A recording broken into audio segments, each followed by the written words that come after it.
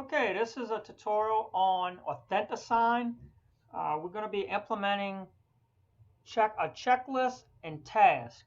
This is also going to include on creating a task, using a transaction template, as well as the Authentisign portion. This is probably one of the most important videos in regards to this Authentisign that I would strongly recommend you sit out and watch the complete video. This way you understand it better. Some of you may already know how to work it, and if you do, there's no need to watch it if you already understand it. There may be some items in here that you may catch that you don't know already, besides the items you do know. So you be the judgment of that. And for you all that don't know how to do this, this is the reason for this video, and make sure that you're well educated on it. Okay, so I have the mouse right here. So checklist and task. Now keep in mind when you create a transaction, it's going to have a checklist and a task along with documents. Now I don't find it necessary to specifically add documents to it when you're already creating your documents. The checklist I do agree with, and it is going to send you reminders. So once you create, whether it's a sale, a dual agency template, or a listing agreement template, it's going to have different settings. So let's say you did a sale. That sale is going to automatically kick off and send you an email and reminding you at different levels or different dates that the customer information form is absolutely due. Acknowledgement form. Now, the forms that should be absolutely done in the beginning. Customer information form, always required by the state to tell the customers and the clients of who you are, which you a licensed realtor and what you do. Also, acknowledgement form. That is required through us. This protects the company, yourself, as well as the client or customer, so they can't say they was not told to get inspections. I know we all tell our clients get inspections. I'll recommend them. The problem is client or customer gets caught up into a property and they may not always recall on exactly what you said. So if they ever say, you didn't tell me, you have that form ahead of time. Now, it's not promising that they're going to fill out every form after the fact, and this is the reason why we want it done with the customer information form and the purchase agreement. Now, I know a lot of y'all do the disclosures after the fact, and that's completely fine if you want to do that. It does cut out some of the time from your wasting time, because if you don't put it under contract, then you didn't waste your time on all the forms, and I completely understand that. Customer information form, acknowledgement form, purchase agreement. Those three must be done in the very beginning. So your checklist is going to send you a reminder, and those forms are going to be due at a certain time whenever it's triggered. Property inspection response form. We typically do all inspection response forms and our inspections 10, 12, 14 days. Rarely are they done anything below 10 days or prior to 10 days. Now, there are occasions that we do them in 5 days or 7 days. Banks typically require about 10 days. It just depends. Not saying that it's impossible. Sometimes we end up with 5 days or 7 days. So this function is primarily focused on what we typically have. So when a purchase agreement is executed on an offer date, it's set to remind you at 7 days in your email. So you will get a reminder saying that a property inspection response form, either you need to ask for deficiencies or you have to send it to your client saying that we accept and we're moving forward. So it's to be done either which way, accepted or deficiencies, if we're asking for something. So you're going to want to get these items done and get them uploaded into View My Listings, which is our electronic file cabinet. So this is the reason. So we're going to go ahead and start. All right. So first things first, we're going to go look at the templates before creating a transaction. So if you see the mouse, you have a gearbox to your left. Third from the bottom, click on that. You're going to have one that says, highlighted in green, transaction template. All right, once you click on that, now some of y'all may have a transaction template.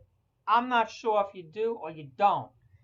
So if you created one, or maybe I've created one for you, I'm not sure, but if you do have one, it's going to have a single head.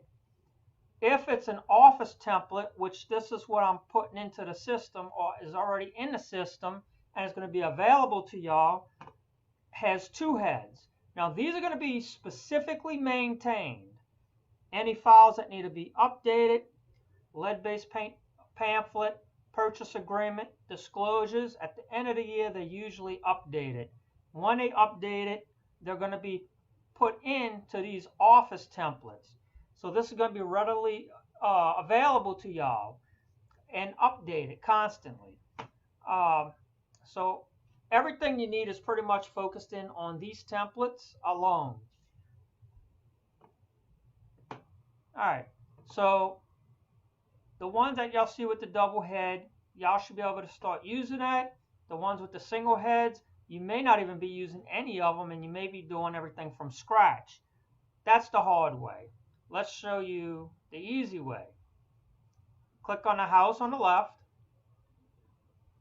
So I'm going to bring y'all through the steps. All right. Add to the right, top right, where it says create transaction. We're going to go ahead and create transaction.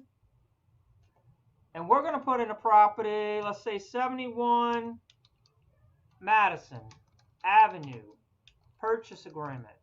Let's just take this one, purchase agreement.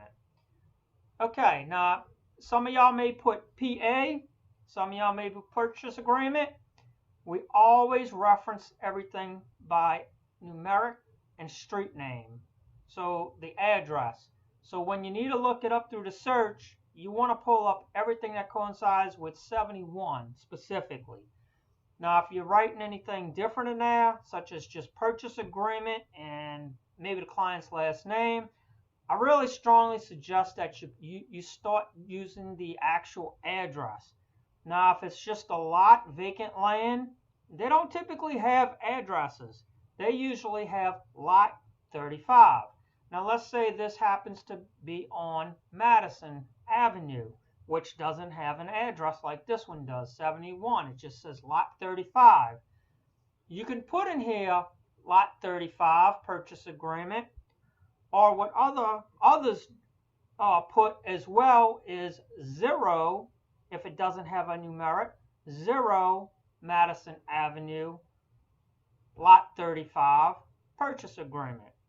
That's another good way that you can search and reference it if you need to. Okay, moving on. So anything with an address, I strongly suggest you use an address.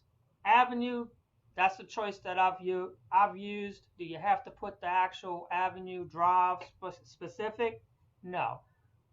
That's my choice. That's what I'm using. As long as you have the numerics and the street name and what you put in purchase agreement. If it was a listing, put listing agreement. Okay, moving on to template.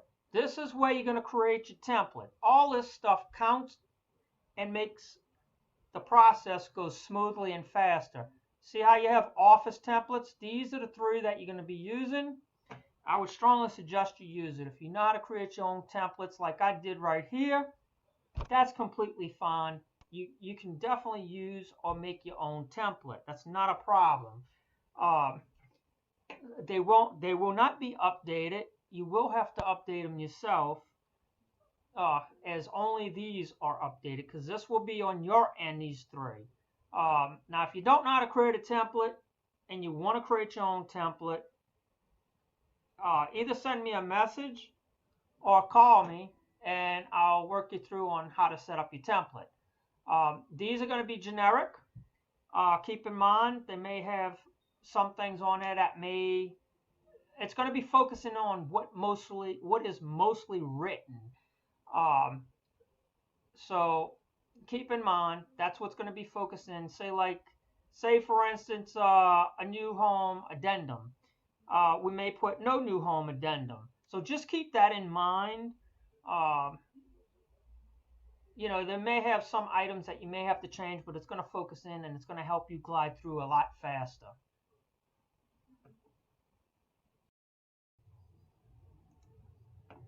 Okay, so this is what we're going to name this specific transaction. Template. So the templates we're going to choose is going to be residential sale. If it was a dual agency, you would pick dual agency. If it was a listing, pick listing. These three here, these are the ones with the single head that I showed you under the gearbox templates that you can create your own. That's what these are. These are actually mine, and these are what I use.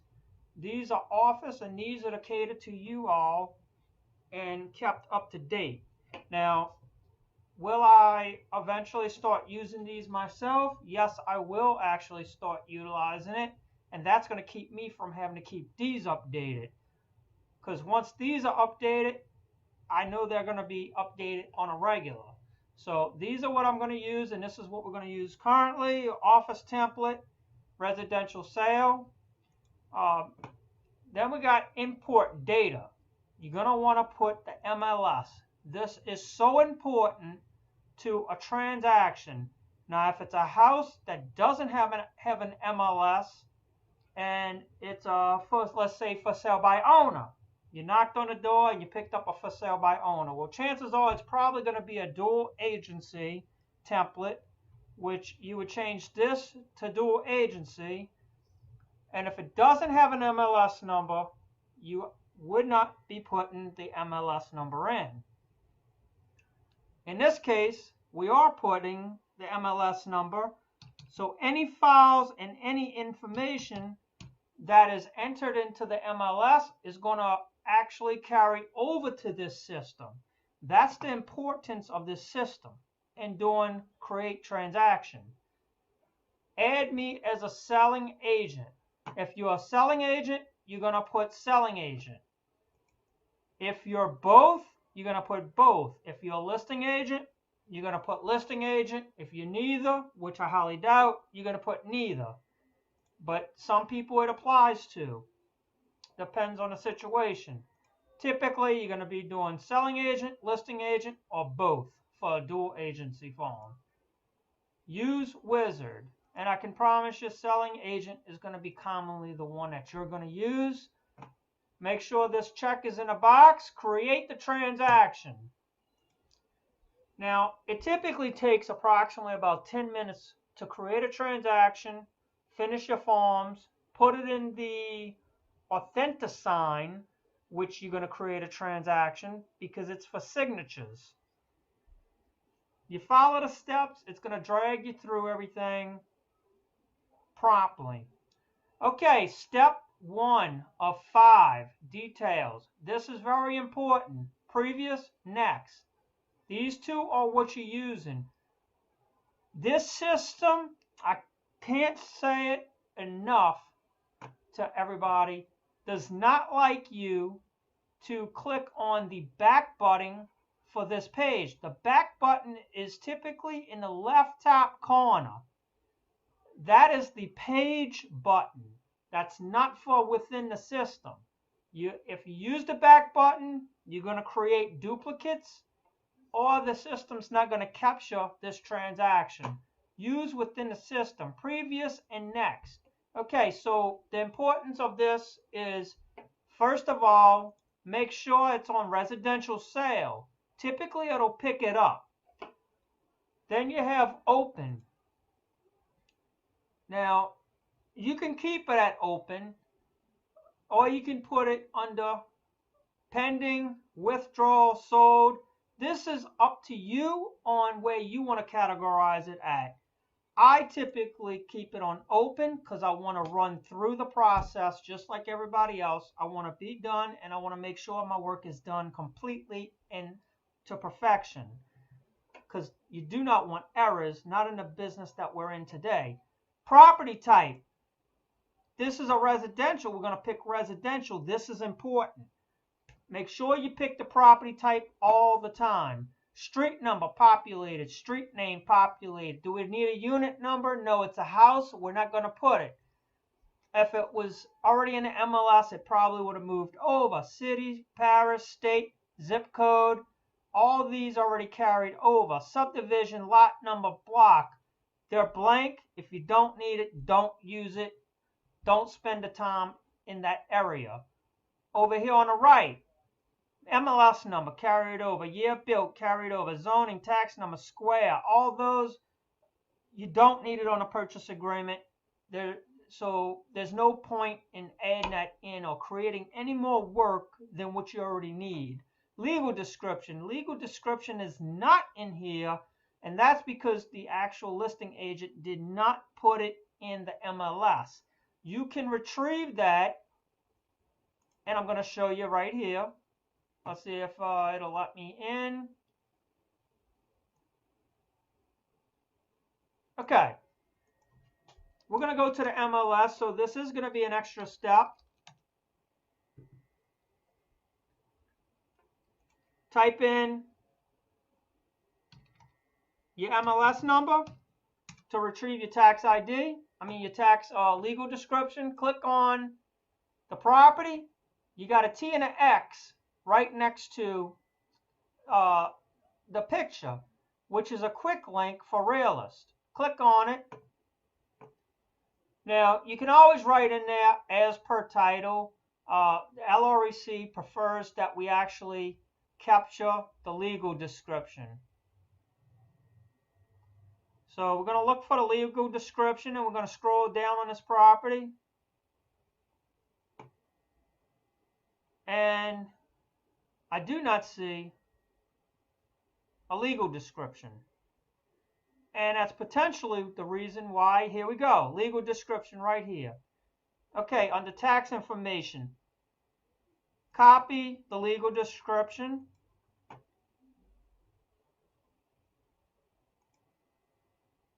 Okay, we're going to get out of here. We don't need it. Back into your Authentisign. Paste into your legal description. The LREC really prefers us to put in a legal description. The same applies if you have a listing. I would suggest that you put it in there. That way it will carry over for anyone that's writing on this. Okay, so scrolling on down after this information done populated. Listing information. The list price is going to also populate over straight from the MLS. There's nothing that you really have to do in this section, but move on to step number 2. Clicking next. Now, don't make the mistake and click save and exit. If you click save and exit, it will not let you finish the steps. So don't make that mistake. So step number 2, it's always clicking this button, next or previous. Step number 2 of 5, list date. It populated over from the MLS. Then you have your expiration date. You don't have to do anything with that. The only dates that you really need to focus in on are offer dates. If you're writing a purchase agreement today, you put today's date. Offer expiration date. This is something else that you really don't have to fill out. It's your choice. Under contract is something that you can put in there if you wish. This is something you have to go back and fill out. I typically do not fill this portion out as well. Offer date, act of sale date are 2 dates that you really want to fill out, and that's what's going to help your task and checklist. Offer date, which we always put an offer date on a purchase agreement, and your act of sale date. Possession date, you do not have to fill this portion out. So offer date, act of sale date. Those are the two important dates. Now, if you want to go back in after you go under contract and fill this portion out, you can do so. But for now, offer date, act of sale date. Then go to step 3, which is the next step. This is going to be all your contacts. You need to add a contact. This is going to be, chances are this is going to be a new contact. You click add, create new transaction contact. If you're going to create a new transaction contact, this is the one that you click on. This next screen is going to pop up. Who is it? It's a buyer. If it's a seller, you put seller. If it's a buyer, you put buyer. First name, last name, email address. All this does not have to be filled out. That's just unnecessary steps in my opinion. First name, last name, add to address book. You should have a check there. And then save. If they're in the system already, add existing contact. You can also add yourself, which if you're already in there, there's no need for that. Add existing contact. If you want to add an existing contact, you can simply search, such as Joseph. There, we have 2 Josephs that popped up. You would click it, either click here or click here. Either one is fine. Both of them will take. Click add and it will add it in. So we're going to go ahead and add our contact.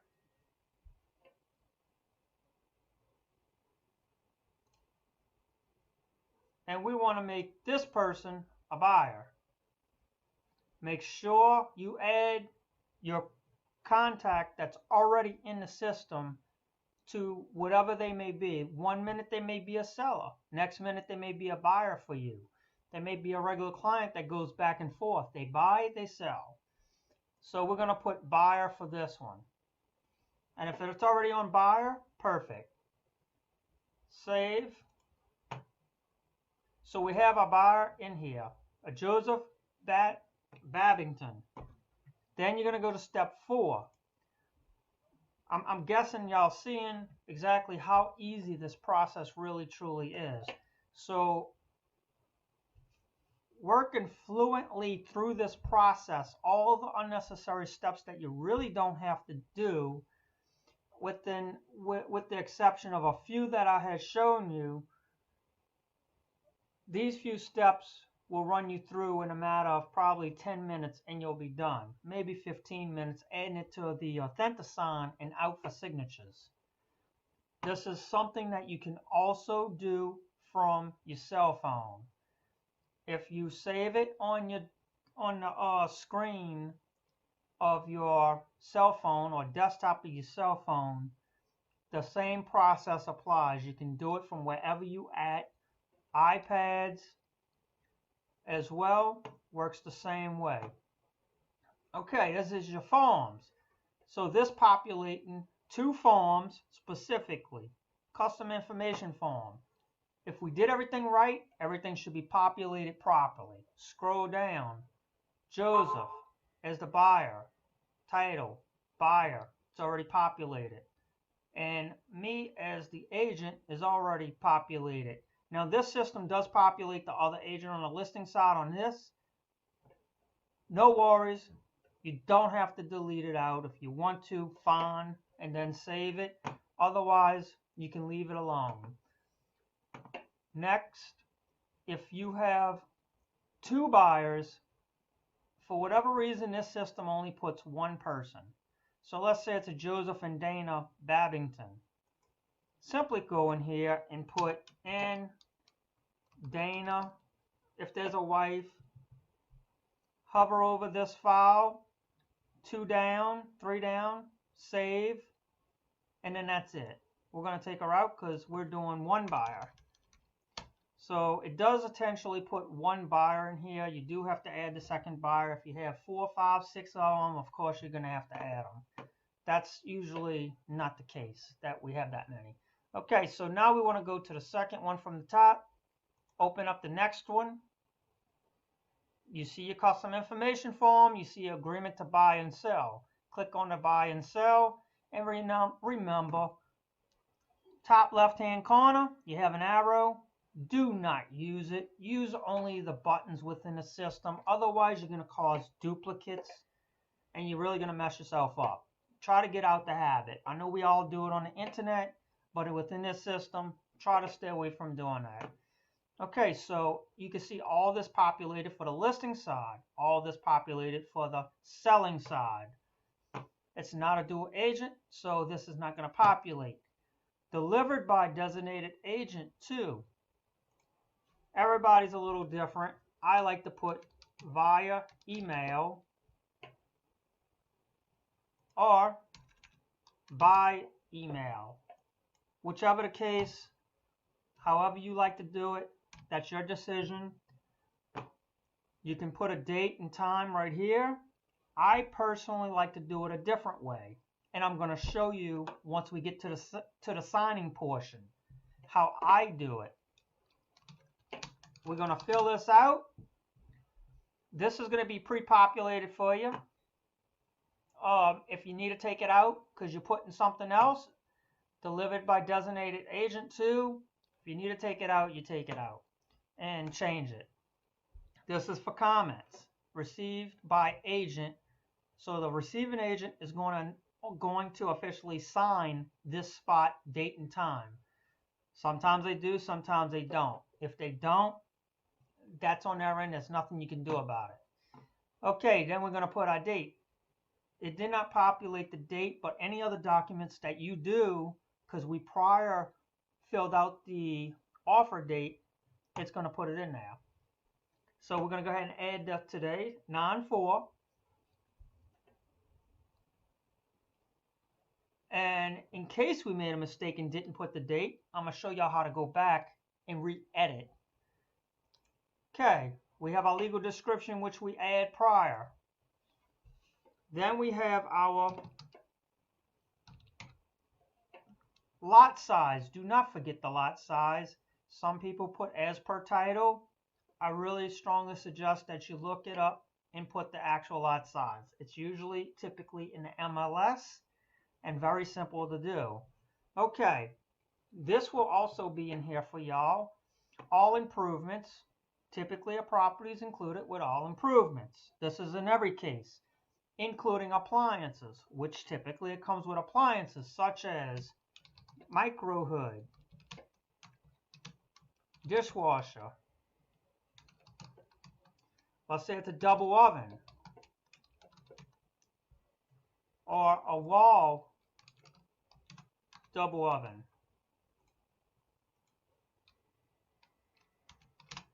And that's probably all it's coming with.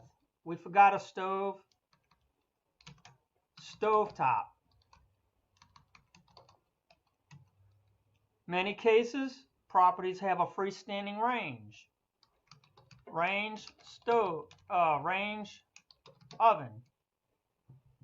You can also write it like that if you wish, and it's freestanding. If the property has a pool, an in-ground pool, you may write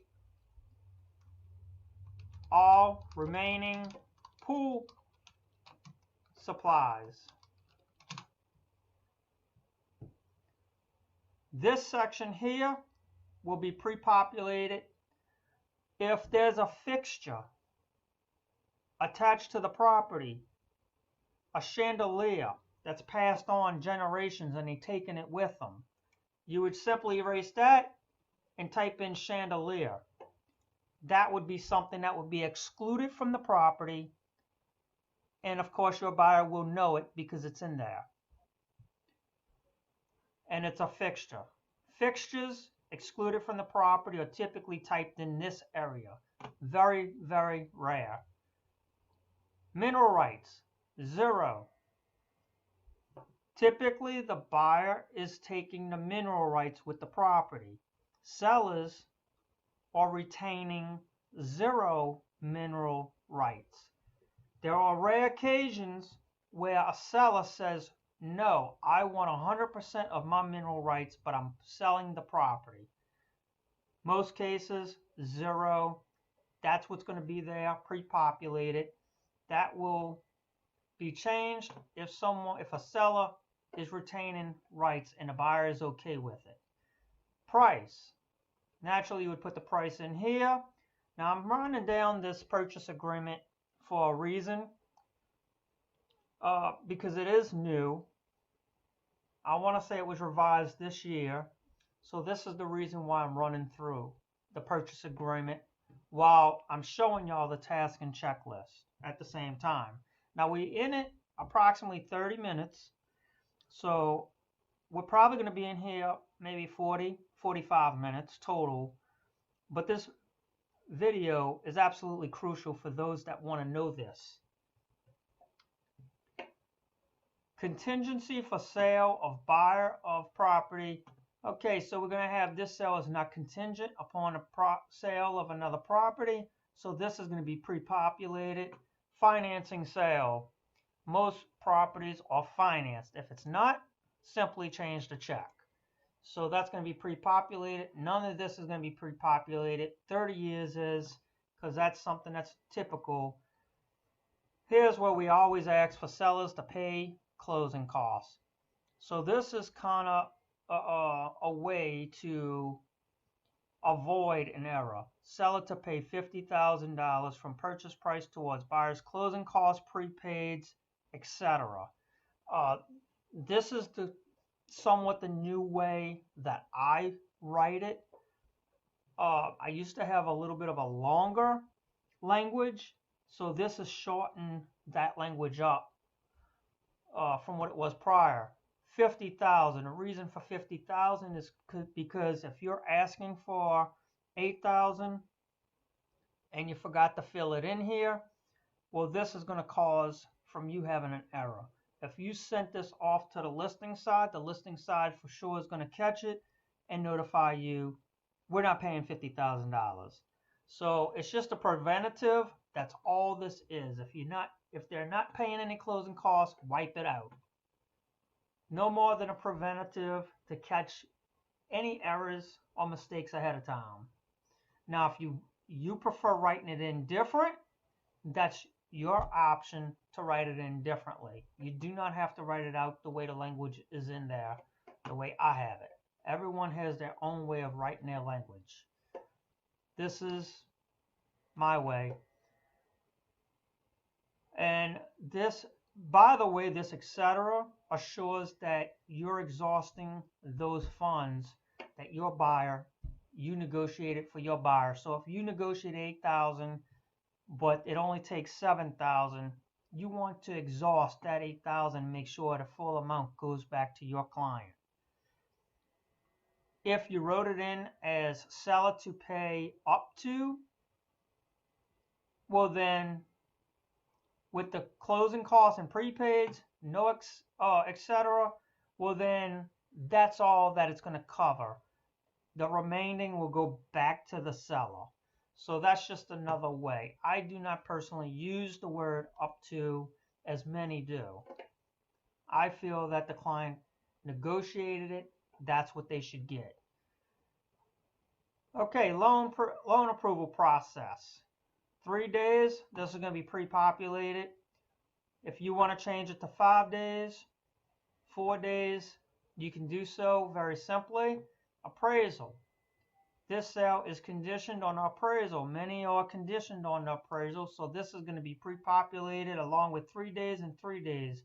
This simply means that the buyer and the seller has 72 hours to comply. Shall it not appraise? Deposit. Typically we write 500, listing broker usually holds it. This is going to be pre-populated along with the check in the checkbox. Currently right now we are in a state of the COVID-19.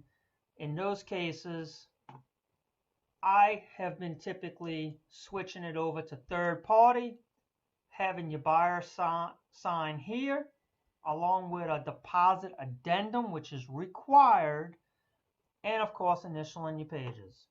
Reason being is many of us are not attending the closings.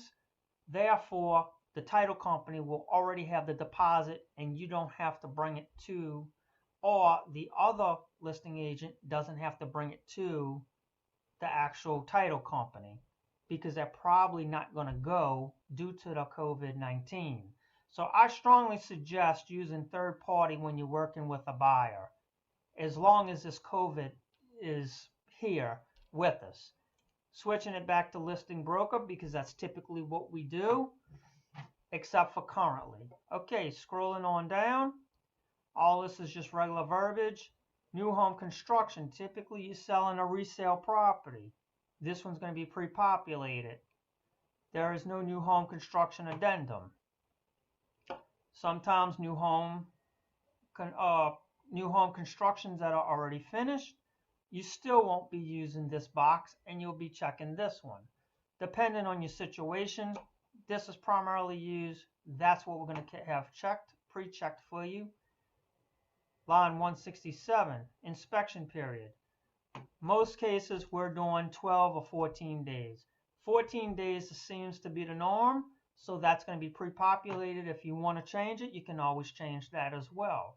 So this is taking the legwork out, being pre-populated for you. Typically there are no septic tanks, so we're going to have this pre-populated. Home warranties are not often chosen. This will be checked off, that it will not be purchased. If they want it, you can simply switch it.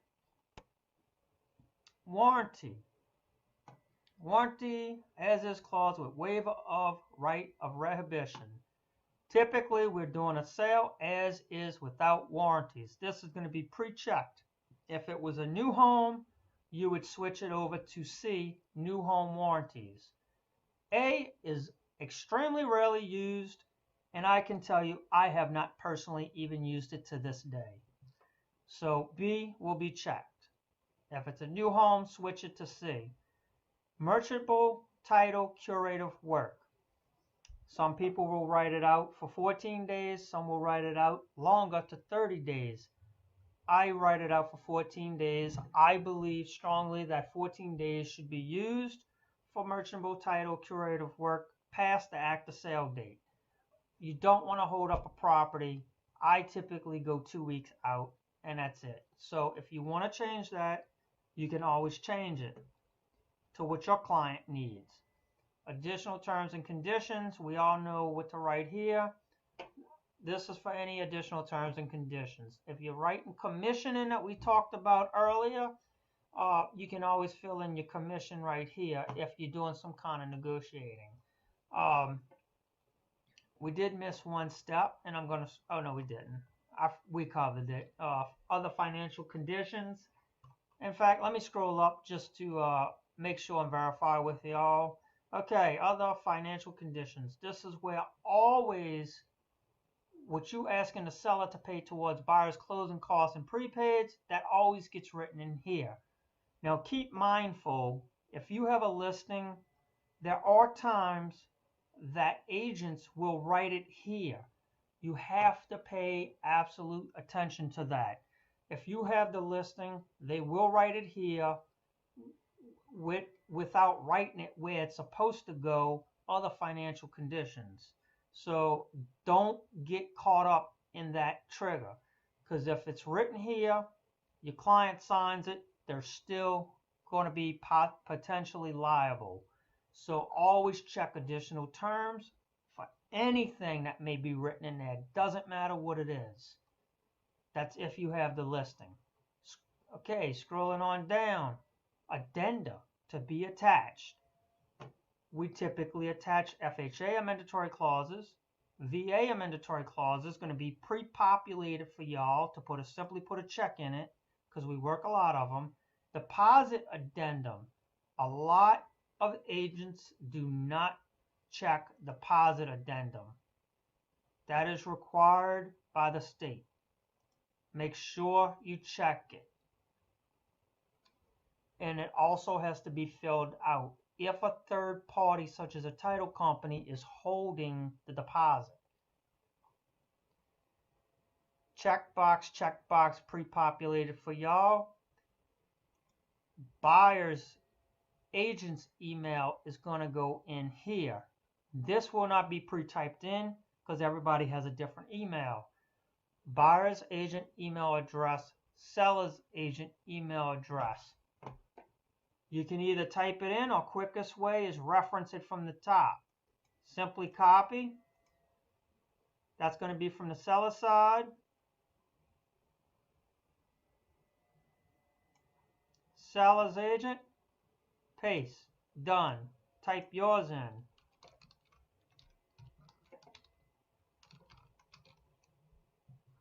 That is also done and completed. Expiration of offer.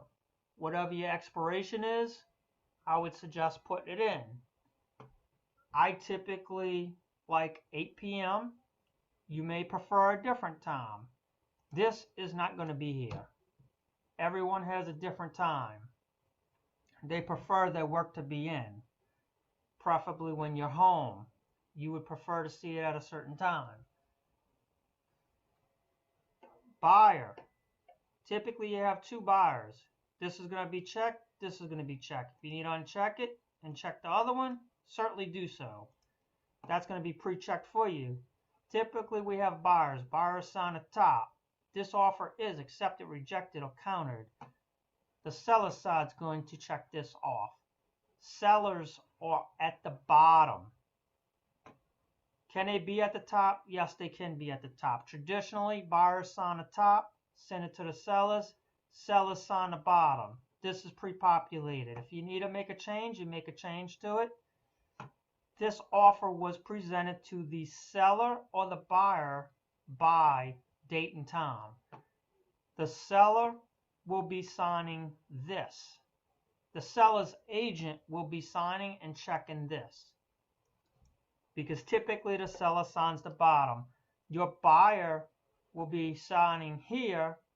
This offer was presented to the buyer. You would sign here, check buyer, and of course, seller.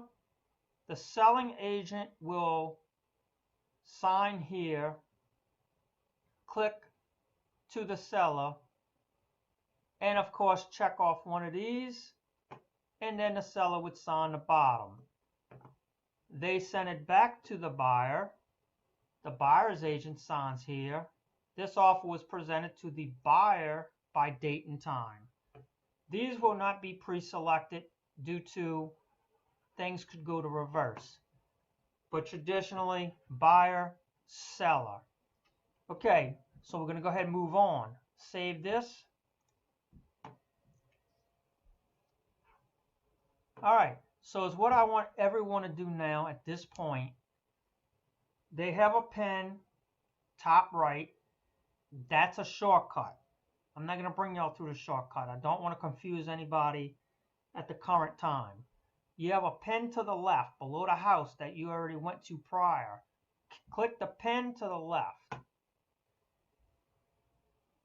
Now we went through our transaction steps and we completed our custom information form and our purchase agreement. I want to click on the house on the left before we do the pen. If we forgot something in Madison, we're going to click on it. If you click into Madison, you have all this on your dashboard. You also have to your right all these, this entire list. If you click on details, this is going to bring you to what you started off in the beginning with the steps. So if you have to scroll down to your transaction dates like I did, offer date I forgot to put in. I am going to go back and put the 4th. Act of sale date. I don't even believe I put an act of sale date. We're going to say that we're going to do it at the end of the month, the 30th. That is now fixed. Remember, I went to details to do those corrections. Click click the check, save. Now to get back to your forms to check it, simply click to the right forms, right here. That's your list. There's your purchase agreement. If anybody needs a little one-on-one, please contact me or email me. Okay, we have the purchase agreement. Scrolling down to, okay, September 30th. Now it pre-populated. We're going to go ahead and still click Save and Save. Now we're going to go to the pen to the left. Okay, so we want to add a transaction to go out and be signed. Add. We want to add a signing name. Well, the signing name I would suggest putting 71 Madison Avenue Purchase Agreement. Transaction, optional. I suggest it. Pick 71 Madison Avenue Purchase Agreement. What is this? This is the transaction that you made. Steps 1, 2, 3, 4, and 5. This is what your transaction is. Transaction meaning the house on the left, that's where your transactions is. Right now, we're under the pen. We're creating an actual transaction under the pen for signatures specifically. Save. Okay, so now that we saved, we have steps 1, 2, 3, and 4. This is for the signing, the signature itself. So this is also very simplex. Details. Okay, so we never typically click on details. So you have your signing or your participant order under details. They can sign in line. First person, first participant will get it. The second person will not get it until they sign. Or you can do first come, first serve. I have been recently also using first come, first serve. Then once you click first come, first serve, this expiration date I do not change. I do not want to set an expiration date. If you want to, you can. I don't think it should be used. I don't personally care for it. Reminders. Send reminders 4 hours, repeat every 4 hours. I personally like that. Then once you fill this portion out, which is very simplex, collapse it by clicking the minus, then click participants. Look, it don't matter if you click here or click here. Either which way it's going to open. Okay, if you did this correctly, your participants are going to be in there already, such as your buyer, the agent. Click remote signer. Sometimes it won't be in the right position. Then you have your listing agent, which is going to be a CC. I don't personally use reviewer. That's me. CC. We just want the listing agent to get it as a CC. If you want to hold them responsible for signing, then you would put a remote signer. I don't hold the listing agent. I just want it to get there and then them to present the offer and get it back to me. So CC. We're going to take this off because this is a test and we don't want them to get it. Click add. Now we have agent, buyer, documents is next. Required documents, custom information form, acknowledgement form required, purchase agreement. Now keep in mind there's a deposit addendum that is needed and it's not in here. You have to add that into your transaction and that would be going back to the house. I will show you after this on how to do so. Click add, and typically we all want to send these 3 forms, required, purchase agreement. Try to get it under contract. Then we typically handle our disclosures. Add. This is going to be step 3. Move them the way you need to move them in line. Required, purchase agreement. This is how I do it. Then I click design. As long as you're continuously doing it correct, it will populate most of your blocks, signature blocks. Now this video is running a lot longer than anticipated. There is going to be a short version that's going to be more of a speed video to show you on how to do it and how quick this actually takes, how long this process actually takes, which is typically 10 to 15 minutes. Okay, so custom information form populated. The blocks populated. Acknowledgement. Click on your buyer. Drop and drag a signature. Right click on the name block. Add your date. And then we need a print name. Right click on the name block. You can either choose add name block or you can pull it from right here. Either one is fine, whichever is quick and easier for you. Via email. I strongly suggest you do not pre-type in date and time. Hold your buyer accountable for their own actions, because when they sign it, you want the true date and time of when they signed it. How do you do that? Right click on the initial block at the bottom. Date, time. Reason for this, putting these date and times up here, is if they decide not to do it until tomorrow, then that will not as much backtrack on you as the agent, and the buyer actually held his own self accountable for his late tardiness on signing. All right, scrolling down, checking everything. It's a good idea while you're checking these for populating these signature and initial blocks. Check your work. Always check your work. Get in the habit. That's how you catch errors before they go through. Listing broker, third party. If we had this checked, we would simply put a name, a signature block, which is required in this section. Seller would sign on the right side. Listing brokers holding it, we're not doing that. All right, make sure they are all populated. We're checking your work.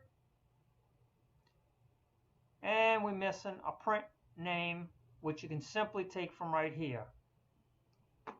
You can pre-type the name in, or you can just simply take a name, a signer name, and put it there. Sometimes you might pre-type if you have two buyers, and it may be flip-flop. So be careful with that. It's easier really to take a name block and just stick it in the correct spot. Okay, so we are finished with this. Another little trick is copy what you typed in. Highlight at the top, right click, copy, next. It's just as that simple. Finalize signing setup, customize invitation email. Paste, paste. You want to write something in there? You can certainly write whatever you wish to write. Otherwise, save, click send. Okay. So I am not going to click send because I don't want it to go through. Now, if you need to add a deposit addendum because a title company is holding your deposit, click on a house on the left. This is the results of your transactions. 71 Madison. Click on it. You will have a dashboard. Forms. Documents. Documents are typically pulled over from the MLS. It's also items that are in here from the template that, or the transaction template you're using, such as Acknowledgement Form, which is updated all the time for y'all. What else is in here is lead-based paint pamphlet. I strongly suggest you send the pamphlet every single time you're doing disclosures. It's like 20-something pages. It's better to send it than not send it. It is also required by law, especially on a house prior to 1978 of being built. Okay, forms. We need to add a form. You can simply click the Add Forms. Some of you may not have these boxes. Simply click on the right side which says Forms. Either one will work the same exact way. Here's your forms that you have. Click Add. You can either go through the list or type in Search. Simply type in Deposit Addendum. Now, I personally prefer using LREC form, not the sales form. This one here, which I'm going to open, and it's right here, you click on it. It has a spot to type in a company such as Title. So we're going to say the title company name Title is the one that's going to hold the third-party deposit. So in that case, you need this deposit addendum. Now we're going to go ahead and save. And how do we add it into our signatures when we're ready, along with our disclosures? Okay, please don't get confused. I am going to do a quick run on all this as well for y'all. Go back to the pen. Okay, this one, if we sent it, it would have a lightning bolt. I didn't send it because obviously this is a test. We're going to create another one. Transaction. 71 Madison, purchase agreement again. What we're going to call it? 71 Madison Avenue disclosures.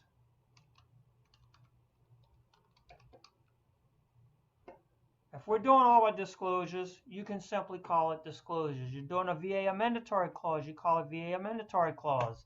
Save. Okay, so now we're doing these steps again because we already got it under contract. So we want to pick this choice, advanced options. Click the plus. You might have to change this to send reminder in 4 hours. Now you don't have to use this if you don't want. If you want to sign in line, simply pick that choice. I'm choosing first come, first serve. Now, if you have sellers and buyers and this is a dual agency situation, I do not suggest doing that. Pick sign in line, have your buyer sign first, then have it go to your sellers. The system is capable of handling that. Participants. Again, we're going to pick, we're going to pick agent, which is typically needed in some of the disclosures as well as the buyer. Of course, we would pick the listing agent SCC. We're not going to put them because we don't want it to go out. Documents. The documents that we want to pick. These are all the forms again. We need a deposit addendum. We need the lead-based paint pamphlet we want to go out. We need the property disclosures and multi-docs, which is pulled over from the MLS because the other agent probably had the property disclosures as well as the as-is form in this together. Tax roll, flood elevation certificate. There's no need to send forms that are not being signed. Add.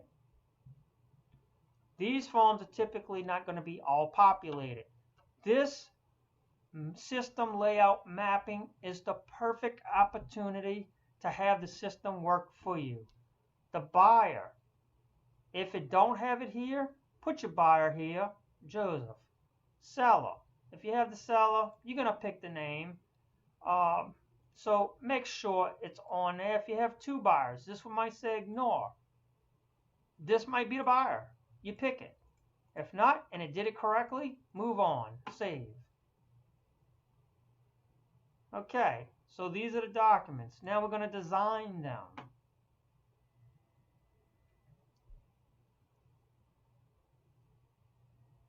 And again, I'm going to have a quick rundown. Basically, a speed transaction that's going to go pretty quick. I want to show y'all the potential of the speed that this system actually has. Deposit addendum, it's populated. Title. This is more important to me so I can track who has the deposit. There's your, since we didn't put the documents in order, they're going to be mixed up. This is like 20 pages of a lead-based paint form, pamphlet. As is, waiver of rehibition, purchaser. We know the purchaser is Joseph. Pick a signing name. Make sure you put it there. Lots of agents do not do this. Date. They have a line. We need a date there. Best way to do that is markup. Click the I and the T and draw your box. 9/4/2020. That's the date that you want to put because that's the date of your purchase agreement. Don't take a signature from the name block and put it there. They sign it tomorrow, it's going to be incorrect, and you have to redo it. Name, purchaser's name, date, time, move on. This here is a warning. Okay. Apparently this is something from the seller side. This does not apply to us. So make sure if it doesn't apply to you, don't sign it. Make sure all your documents are being looked at, read, and recognized from what you use all the time. This is a property disclosure. Okay, we have them signing both spots. Incorrect. So this is a listing agent that had their seller sign incorrectly. They claim that they're exempt. There's a 0 there, so apparently there is no exemption. They also signed here. I'm sure all this is filled out, which it is, so they're not exempt. It's more or less pay attention to it and use some common sense on which choice is actually correct. If it's filled out, we're going to assume that they're not exempt. Look it over and put the buyer's initials on every bottom of the page. So we're going to go ahead and put the buyer, date, time. Never forget your date and time. Does it have to be pretty? No. Sign a name. Done. Initial. Put your initial here. Y'all can right click on it. You can also copy that initial block. Scroll down, right click, paste. Right click, paste. Right click, paste.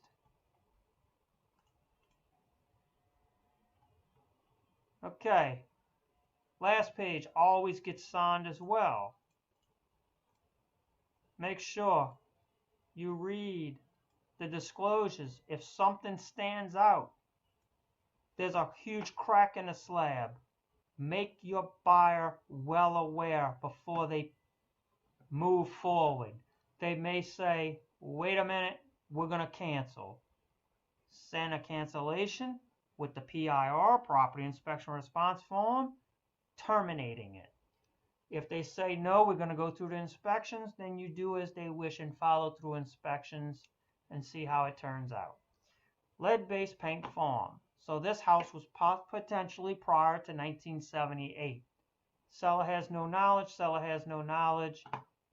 Always. Purchaser has received copies of all listed information. They also received the pamphlet. If you do not have that, that's technically illegal. They must receive the lead-based paint pamphlet. If they don't receive it from you and you don't put an initial there, that falls back on you as the agent. Receive a 10-day or waive the opportunity. Pick an X, put it where they say. That's their choice. Most cases, they're going to probably want a 10-day opportunity. It's their choice whether to do it or not. Date. The agent. Always. It's always a misconception of this F spot as well. Who initials? Which agent? Always the listing agent. Always. That's all the forms. copy what's on the top. Next, customize. Again, paste. As you do this on a regular, you're going to get fluent. Save, and then you're going to want to send. We're not going to send. The primary reason of this video is checklist and task. So now we're going to move up to task. Checklist and task. Within these videos, you're going to have date and time stamps.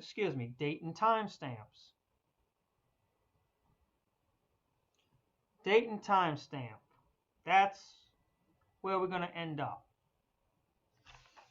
And it's going to tell you where to go and what to go to if you want to review this. Okay, so click on a house.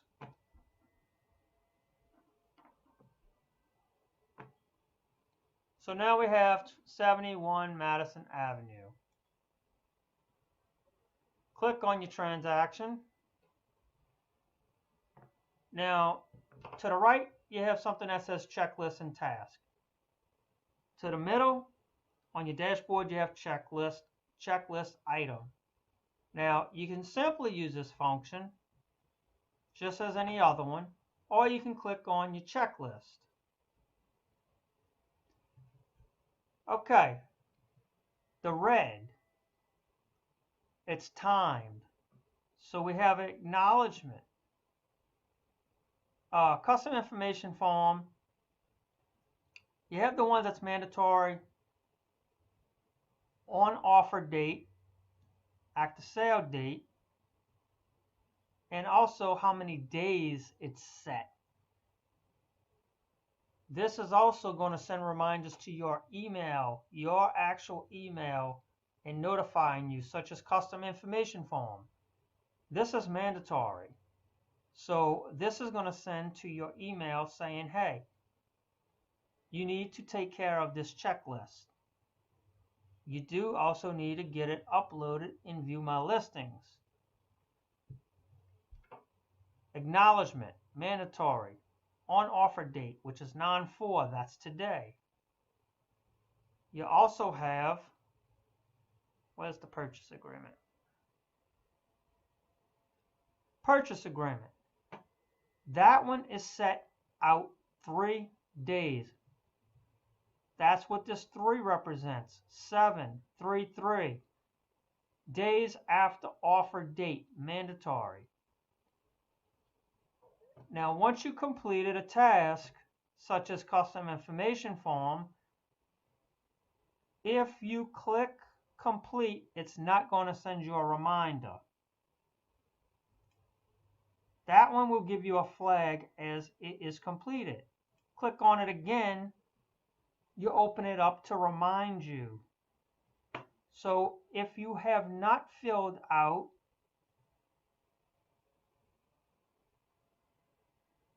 the property information form, which you will have 3 days to do it in, 72 hours excluding holidays and weekends, this form is required.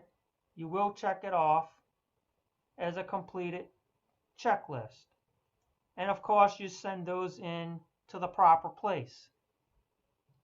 This way, this property that's under contract is uploaded into the system, and you can upload into your View My Listings electronic file cabinet.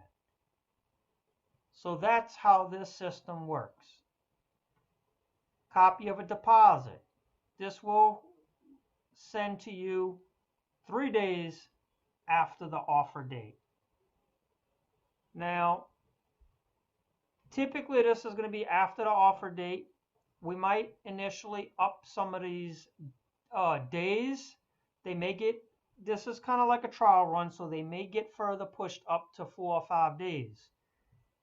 3 days, you have 72 hours to collect the deposit, and it needs to be turned in.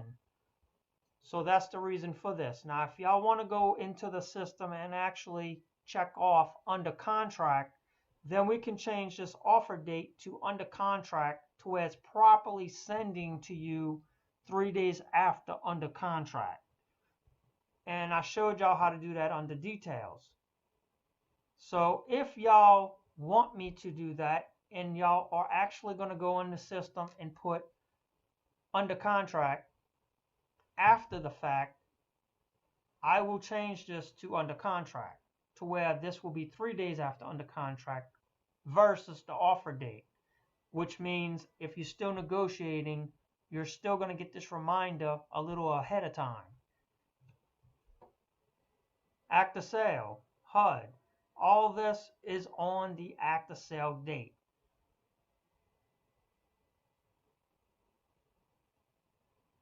Okay. Then you have task. What is the task?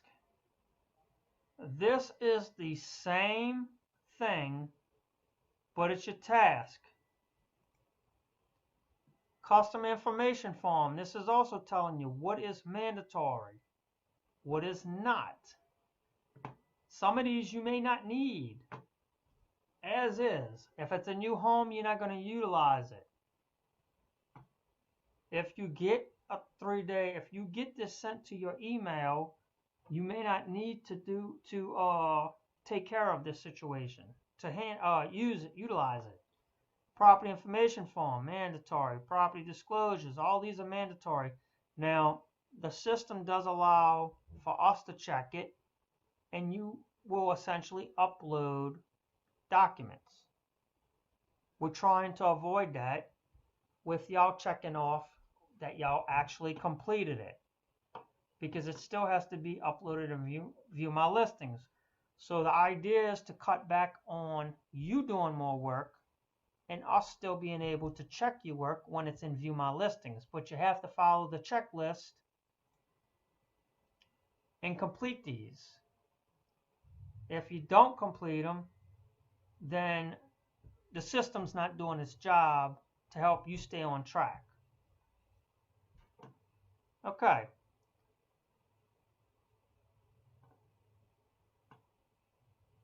So we're going to click on details. And these red clocks, that just means it's actually on a time limit of they're due. Red, red. Finish them. That means they're due today, offer date.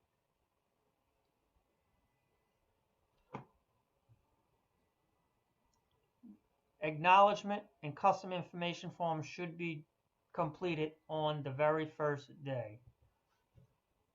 So this is simply guiding you. MLS form. Do we want them? Yes, we do, on the offer date. This will help control MLS commission from being changed, potentially changed. If you have an MLS form, we can actually use that and provide it to the listing broker side that they actually owe a certain amount and it was changed. We do not want to have those discrepancies. I strongly suggest not printing out, but saving a PDF to your desktop and ready to be uploaded and view my listings. You don't have to hang on to it. All these forms, if you upload them into view my listings, you can always from anywhere in the world go to view my listings and check your documents. Very easily done. Okay, details. Getting back on that under contract situation. Scroll down. Under contract. Okay. Now these obviously, possession date obviously populated itself because we put the date in the act of sale right here. So this is going to be possession date. That's going to automatically populate. If y'all want me to have these triggers set to under contract to keep it even much more accurate, you have to go in the system, details, and put the date under contract. The actual date, the actual sale, the sale date is the execution date of who the last person accepting the purchase agreement signed. That is your sale date, which is your under contract date. So I'll leave that up to y'all to decide. And if y'all say yes, y'all willing to do this, I will go in here and change those checklists to under contract dates. Otherwise, offer date is always populated by you all. I will keep it under here. Okay. So this concludes this tutorial, which is pretty well long. We're looking at probably an hour and 30 minutes. So we're going to go ahead and cut it off here. There's going to be a second link that's going to be named basically part 2.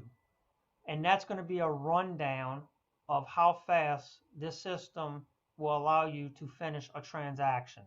I really strongly suggest everyone watch it and see how fluent you will be able to run through this system.